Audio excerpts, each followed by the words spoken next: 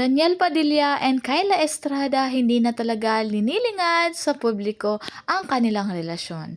Dahil namataan siya sa family dinner ng side ni Daniel Padilla na kasama si Kyla Estrada. Sabi nga nila ay talagang hindi na pinatago ng isa't isa kung ano ang relasyon nila dahil legal na legal sila both sides. Tignan mo naman ang larawan ay napaka-sweet nilang dalawa.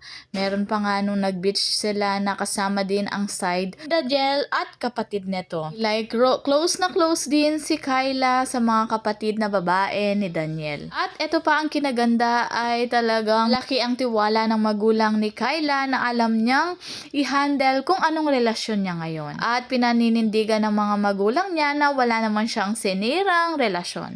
Dahil nung dumating siya sa buhay ni Daniel ay single ito at matagal nang hiwalay kay Catherine. At deserve naman nilang dalawa kung ano ang mga masayang nangyayari sa kanilang relasyon. Yan ang maganda dahil wala silang sinirang tao at napakalambing talaga ni Daniel sa kanyang lola. Sabi nga nila kaya kahit ganyan nangyari sa kanya dahil mapagmahal siya sa kanyang pamilya talagang lalo pa siyang binibless at binigyan siya ng taong mamahalin. Na sana ay huwag niya itong sayangin dahil napakabait ni Kyla at napakatahimik lang. Sana ay soon sila na ang panghabang buhay dahil yan naman ang gusto ni Daniel.